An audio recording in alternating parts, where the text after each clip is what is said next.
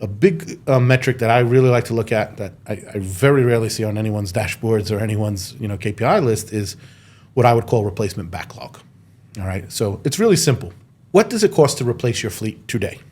Right. The entire thing? The entire thing. And Okay. you should know this. And if you don't know this, pause there, press pause on this video and go do that and then come back. But this is something you should know. You should be tracking this all the time. And this is not your historical CapEx. No. This is what it would cost in today's dollars Correct. to replace every single asset with a today's vehicle. Correct. Right? So don't be looking at historic CapEx to figure this out. Right. You should have an idea of, if I've got a 2023 F-150, I know what the replacement's going to cost today. If I had to go buy a 2024 F-150. Correct. If I have a 2016 F-150, it's the same number. It's the same number. Thank you for clarifying that. Yep. You have all the assets. You know what your fleet's going to cost you to replace today if you had to, right? And you can identify all the assets that are past due for replacement.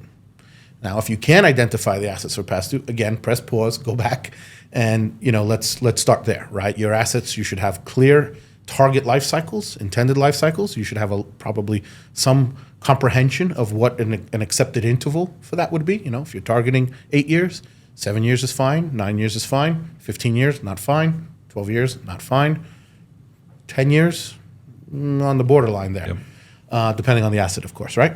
So again, what's that target life cycle? It can be age, it can be utilization. The best life cycles account for both, right?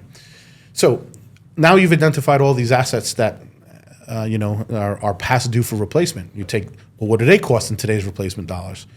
You take one, you divide by the other, okay? And that's your percentage of backlog. It's pretty simple.